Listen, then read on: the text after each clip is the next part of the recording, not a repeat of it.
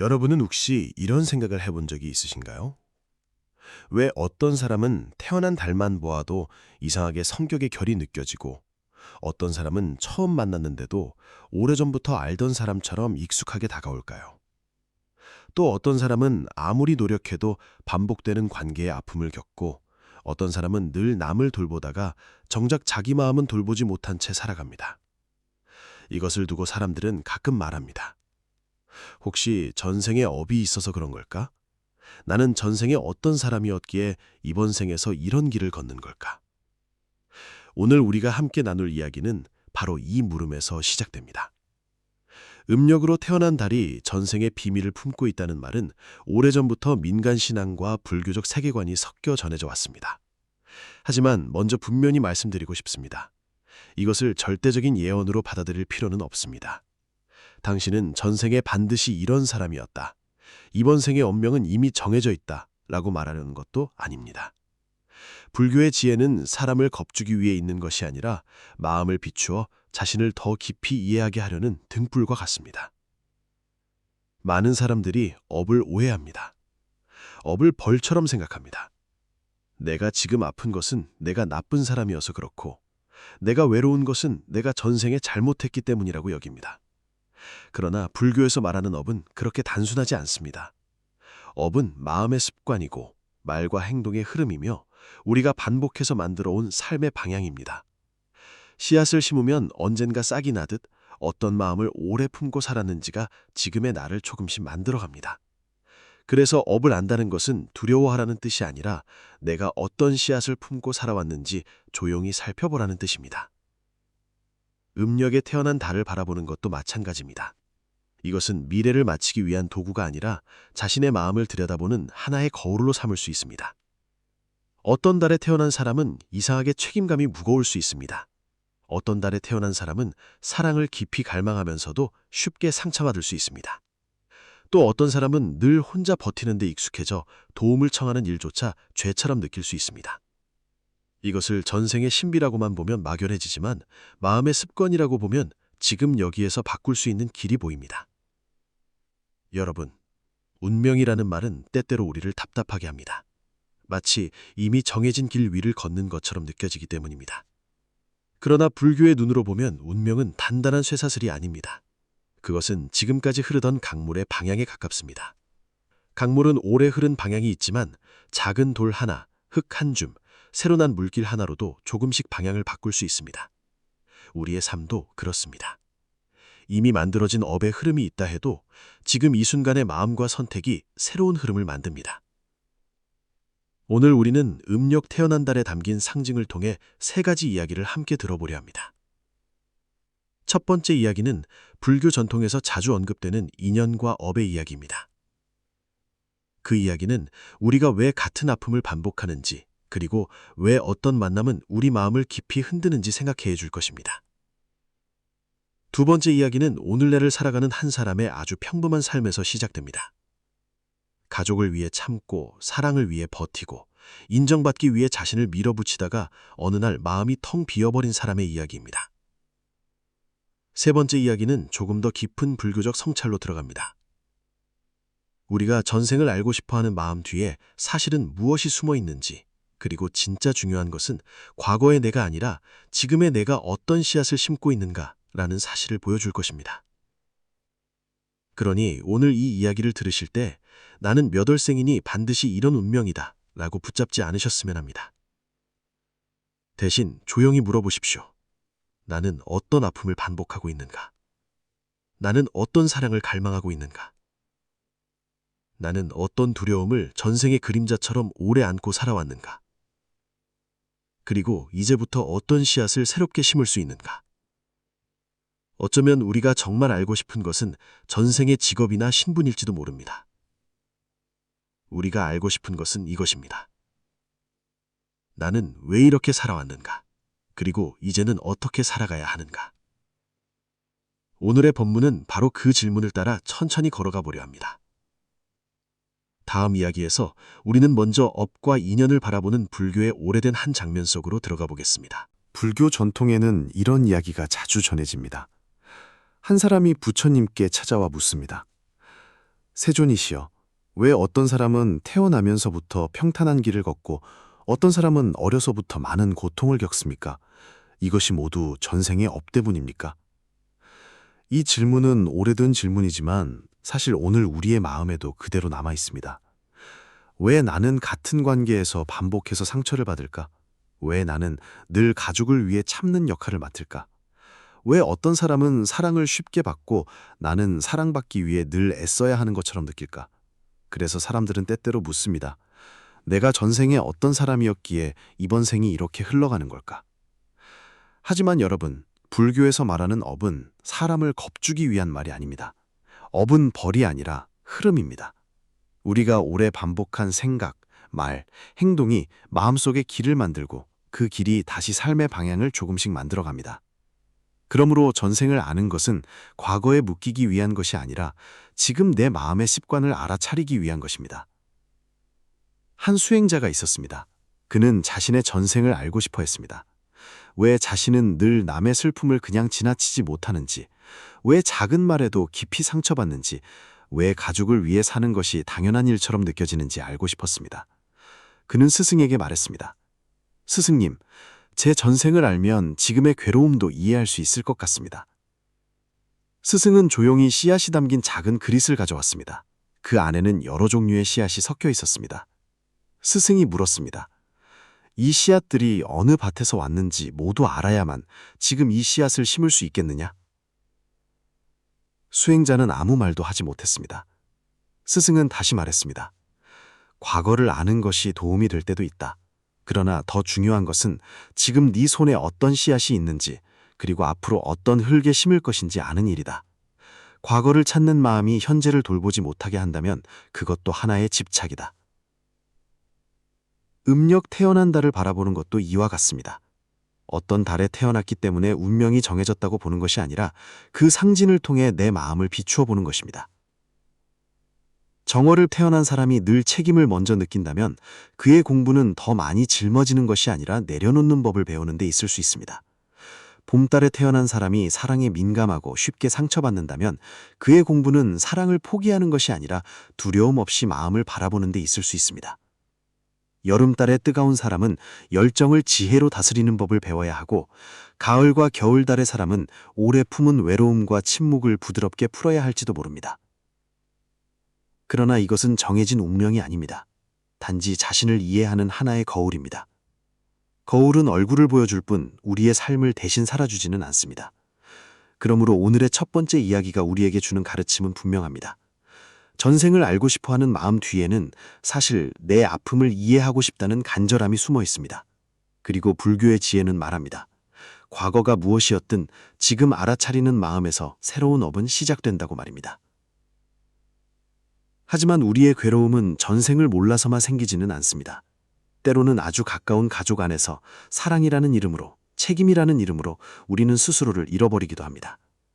다음 이야기에서는 현대를 살아가는 한 사람의 삶을 통해 왜 어떤 사람은 태어난 달처럼 정해진 역할에 갇힌 듯 살아가는지 함께 살펴보겠습니다. 도시에 사는 한 여성이 있었습니다.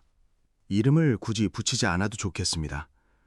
어쩌면 그 사람은 우리 주변의 누군가일 수도 있고, 어쩌면 지금 이 이야기를 듣고 있는 여러분 자신일 수도 있습니다. 그녀는 음력 3월에 태어났다고 했습니다. 어릴 때부터 마음이 예민했고 집안 분위기가 조금만 무거워져도 먼저 눈치를 보았습니다. 어머니의 한숨이 길어지면 괜히 자신이 잘못한 것 같았고, 아버지의 말수가 줄어들면 마음속으로 하루 종일 이유를 찾았습니다. 누가 시키지 않았는데도 늘 중간에서 분위기를 풀려고 했고, 가족이 다투면 가장 먼저 미안하다고 말했습니다. 겉으로 보면 그녀는 착한 사람이었습니다. 회사에서도 성실했고 집에서도 책임감이 강했습니다. 부모님께는 좋은 딸이 되고 싶었고, 남편에게는 이해심 많은 아내가 되고 싶었으며, 아이에게는 상처 주지 않는 엄마가 되고 싶었습니다.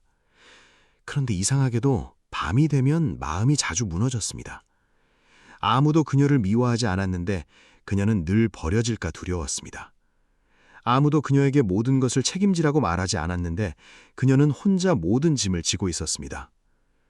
어느 날 밤, 퇴근이 늦어진 그녀는 지친 몸으로 부엌에 서 있었습니다. 식탁 위에는 식어버린 국이 있었고 휴대전화에는 어머니의 부재중 전화가 3통 남아 있었습니다. 남편은 무심히 "오늘 왜 이렇게 예민해?" 라고 말했고 아이는 방에서 문을 닫아버렸습니다. 그 순간 그녀의 마음속에서 아주 오래된 말이 올라왔습니다. "나는 왜 늘 모두를 이해해야만 하지?" 그 말이 올라오자 눈물이 났습니다. 사실 그녀가 힘들었던 것은 일을 많이 해서만이 아니었습니다. 그녀가 정말 지친 것은 언제나 좋은 사람으로 남아야 한다는 마음 때문이었습니다. 부모님을 실망시키면 안 되고 남편에게 부담을 주면 안 되고 아이에게 화를 내면 안 된다는 생각이 그녀의 마음을 꽉 묶고 있었습니다. 그녀는 가끔 자신의 음력 생월을 찾아보았습니다. 3월생은 전생에 정이 많았고 이번 생에도 인연의 아픔을 깊이 겪는다고 적혀 있었습니다. 그 문장을 읽고 처음에는 위로를 받았습니다. 그래서 내가 이렇게 힘들었구나. 하지만 시간이 지나자 또 다른 질문이 생겼습니다. 그렇다면 나는 평생 이렇게 살아야 하는 걸까? 여러분, 여기에서 중요한 지혜가 있습니다. 어떤 달에 태어났다는 상징이 우리의 마음을 설명해 줄 수는 있지만 우리의 삶을 가두어서는 안 됩니다. 그녀가 아픈 이유는 3월에 태어났기 때문만이 아닙니다. 더 깊이 보면 그녀는 사랑받기 위해 늘 먼저 이해해야 한다고 믿고 있었습니다. 버림받지 않기 위해 자신의 감정을 뒤로 미루는 습관을 가지고 있었습니다. 그것이 바로 지금 이 생에서 그녀가 알아차려야 할 업의 흐름이었습니다. 불교에서는 이것을 집착이라고만 차갑게 말하지 않습니다. 집착의 뿌리에는 대개 두려움이 있습니다. 사랑을 잃을까 두려운 마음, 인정받지 못할까 두려운 마음, 혼자가 될까 두려운 마음입니다. 그래서 우리는 사랑하면서도 상대를 붙잡고 배려하면서도 속으로 원망하고 참고 있으면서도 언젠가 누군가 알아주기를 기다립니다. 그녀에게 필요한 것은 가족을 버리는 일이 아니었습니다. 더 차가운 사람이 되는 것도 아니었습니다. 그녀에게 필요한 것은 자기 마음을 처음으로 진심으로 들어주는 일이었습니다. 나도 힘들다라고 말할 수 있는 용기, 오늘은 내가 다 감당하지 않아도 된다라고 인정하는 연습, 그리고 사랑받기 위해 자신을 지워야 한다는 오래된 믿음을 조금씩 내려놓는 일이었습니다. 여러분, 많은 사람의 고통은 사랑이 부족해서 생기지 않습니다. 오히려 사랑이 너무 두려움과 섞여 있을 때 생깁니다. 두려움이 사랑 뒤에 숨어 있으면 사랑은 쉽게 희생이 되고 희생은 어느 순간 조용한 원망이 됩니다. 그러니 음력 태어난 달을 통해 자신을 들여다볼 때 이렇게 물어보면 좋겠습니다. 나는 어떤 운명을 타고났는가는 보다 나는 어떤 마음의 습관을 반복하고 있는가. 그리고 불교에는 또 하나의 이야기가 있습니다. 그것은 우리가 과거의 이유를 끝없이 찾기보다 지금 마음속에 박힌 고통의 화살을 어떻게 빼내야 하는지 알려주는 이야기입니다. 다음에는 그 이야기를 통해 전생을 알고 싶어하는 마음 뒤에 숨어있는 더 깊은 진실을 함께 살펴보겠습니다. 불교 전통에는 독화살의 비유라고 알려진 이야기가 있습니다. 어떤 사람이 독이 묻은 화살을 맞았습니다. 사람들은 급히 의원을 부르려 했습니다. 그런데 그 사람은 화살을 빼기 전에 먼저 알아야 할 것이 있다고 말했습니다. 이 화살을 쏜 사람은 누구인가? 어느 마을 사람인가? 키는 큰가 작은가? 어떤 활을 썼는가? 화살촉은 무엇으로 만들었는가? 이것을 모두 알기 전에는 화살을 빼지 않겠다. 여러분, 이 말이 어리석게 들릴지 모릅니다. 독은 이미 몸속으로 퍼지고 있는데 그는 이유를 먼저 알아야 한다고 붙잡고 있습니다. 물론 이유를 아는 것이 중요할 때도 있습니다. 그러나 어떤 순간에는 이유를 찾는 동안 상처가 더 깊어집니다. 부처님께서 이 비유를 통해 일깨워 주신 것은 고통 앞에서 가장 먼저 해야 할 일은 끝없는 추측이 아니라 지금의 괴로움을 바르게 돌보는 것이라는 점입니다. 우리가 전생을 알고 싶어하는 마음도 때로는 이와 비슷합니다. 나는 전생에 누구였을까? 왜 이 사람을 만났을까? 왜 나는 이런 가족에게 태어났을까? 왜 내 삶에는 같은 상처가 반복될까?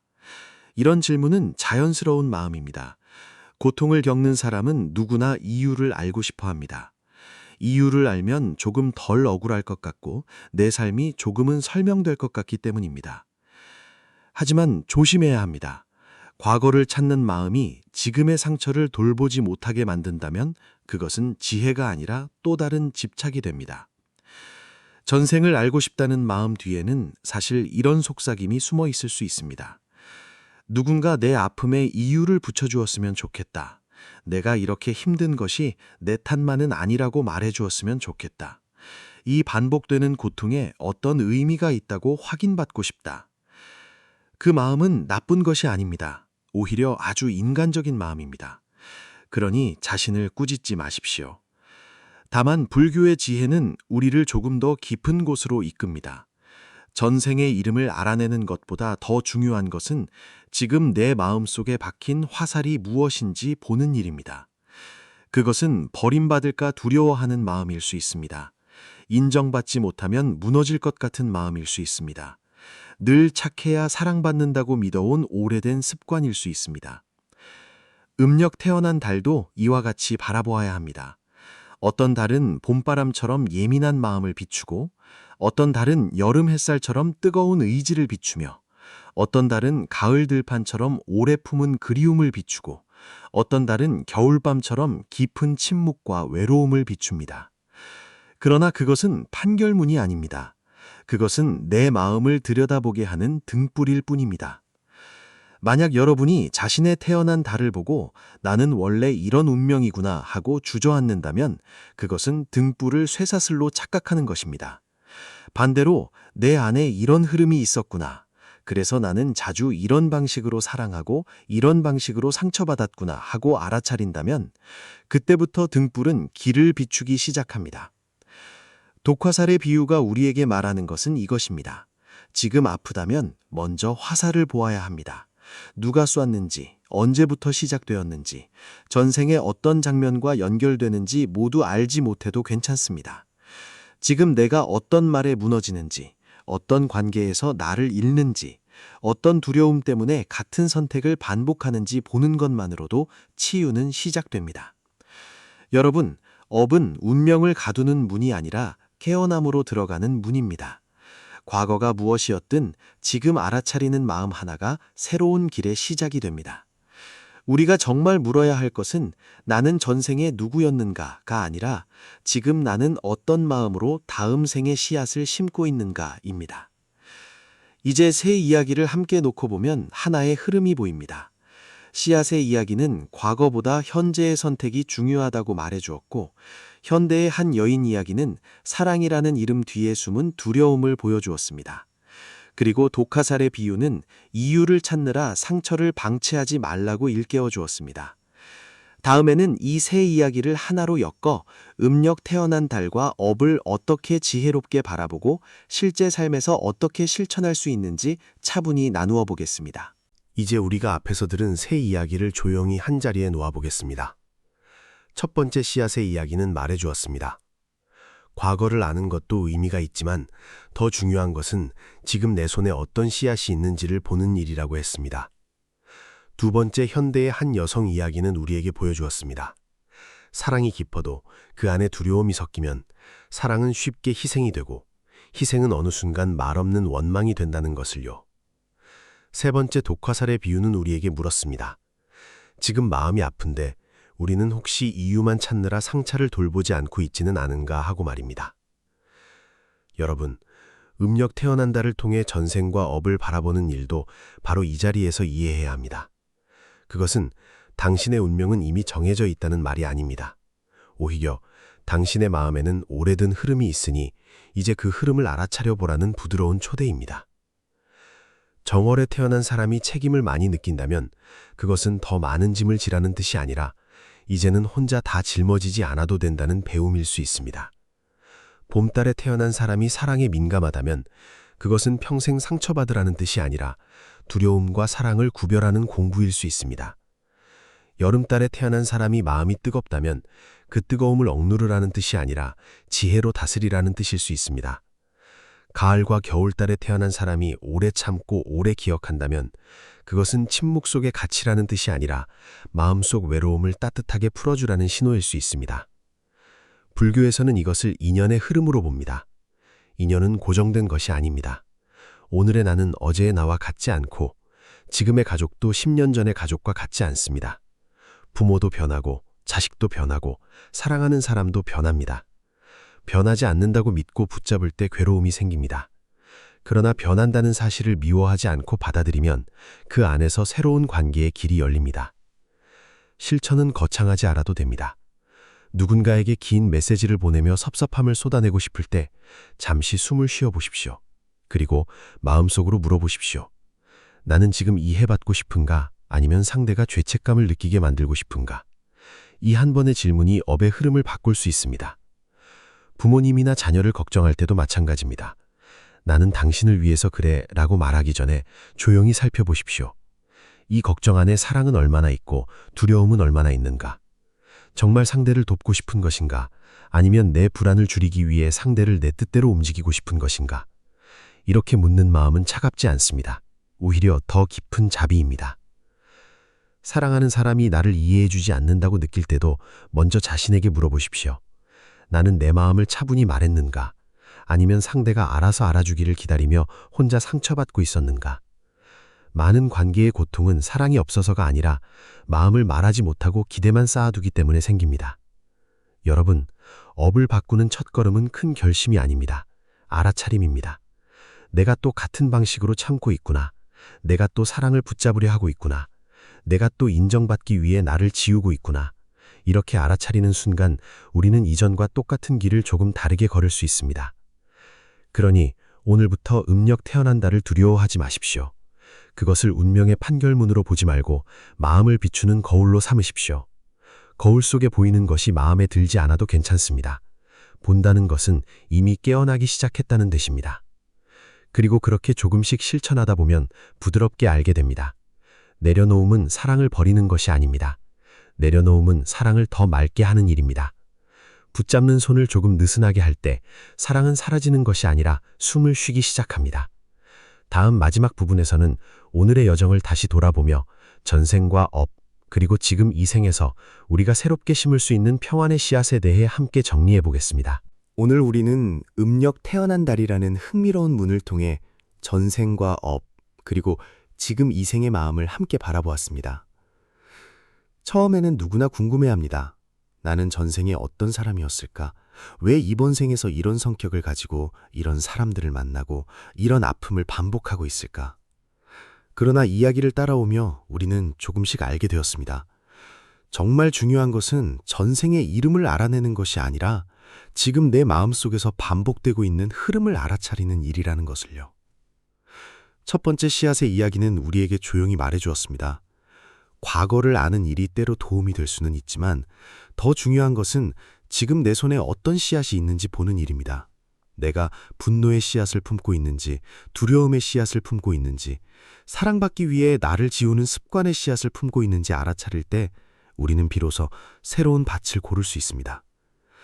씨앗이 있었던 과거보다 그 씨앗을 오늘 어디에 심을 것인지가 삶을 바꾸어 갑니다. 두 번째, 현대의 한 여성 이야기는 우리에게 가까운 삶의 모습을 보여주었습니다. 가족을 위해 참고, 사랑을 위해 웃고, 모두를 이해하려 애쓰다가 정작 자기 마음은 아무도 돌보지 못했던 사람의 이야기였습니다. 그녀의 아픔은 특별한 누군가만의 이야기가 아닙니다. 우리도 때로는 좋은 사람이 되기 위해 너무 오래 참습니다.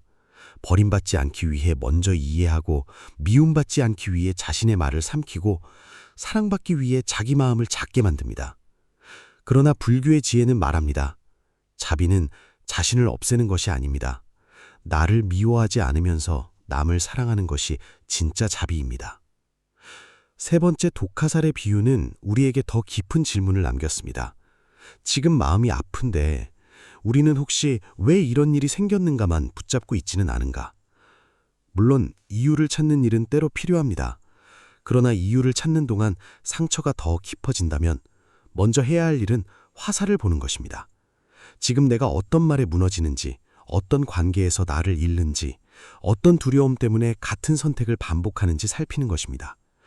그 알아차림이 바로 치유의 시작입니다. 여러분, 음력 태어난 달은 운명을 가두는 자물쇠가 아닙니다. 그것은 마음을 비추는 작은 등불일 뿐입니다. 정월에 태어났든, 봄달에 태어났든, 여름의 뜨거운 달에 태어났든, 가을과 겨울의 고요한 달에 태어났든, 그것이 여러분의 삶을 완전히 결정하지는 않습니다. 다만 그 상징을 통해 자신을 더 부드럽게 이해할 수는 있습니다. 내가 왜 이렇게 예민했는지, 왜 늘 책임을 내려놓지 못했는지, 왜 사랑을 원하면서도 사랑을 두려워했는지 조금 더 따뜻한 눈으로 바라볼 수 있습니다. 업은 벌이 아닙니다. 업은 흐름입니다. 그리고 흐름은 알아차림 속에서 조금씩 방향을 바꿀 수 있습니다. 오늘까지는 늘 참는 사람이었다 해도 내일부터는 한마디 진심을 조용히 말하는 사람이 될 수 있습니다. 오늘까지는 사랑을 붙잡기만 했다 해도 내일부터는 사랑이 숨쉴 공간을 주는 사람이 될 수 있습니다. 오늘까지는 과거의 이유만 찾았다 해도 내일부터는 지금 내 마음을 돌보는 사람이 될 수 있습니다. 만약 오늘 이 이야기를 들으며 마음 한 곳이 조용히 울렸다면 그것만으로도 충분합니다. 오래 닫혀있던 마음은 한 번에 열리지 않습니다. 오래 붙잡고 있던 손도 한순간에 완전히 펴지지 않습니다. 그러나 아, 내가 붙잡고 있었구나 하고 알아차리는 순간 우리는 이미 예전과 똑같은 사람이 아닙니다. 그 작은 알아차림이 새로운 업의 씨앗이 됩니다. 그러니 자신을 너무 몰아붙이지 마십시오. 과거가 무엇이었든 전생이 어떠했든 지금 이 순간 여러분은 다시 씨앗을 심을 수 있습니다. 조금 덜 원망하는 씨앗, 조금 더 솔직한 씨앗, 조금 더 자신을 따뜻하게 대하는 씨앗, 그리고 남을 사랑하되 자신을 잃지 않는 씨앗을 심을 수 있습니다. 오늘의 이야기가 여러분의 마음을 잠시라도 고요하게 했다면 댓글에 조용히 남겨보셔도 좋겠습니다. 지금 여러분의 마음은 어떤 오래된 씨앗을 내려놓고 싶은지, 또 어떤 새로운 씨앗을 심고 싶은지 말입니다. 이 이야기가 필요한 사람이 떠오른다면 그분께도 전해주세요. 그리고 앞으로도 이런 따뜻한 법문을 함께 듣고 싶으시다면 좋아요와 구독, 알림 설정으로 마음의 인연을 이어주시기 바랍니다. 여러분의 삶이 어디에 있든 오늘 심은 작은 평안의 씨앗이 언젠가 조용히 싹트기를 바랍니다.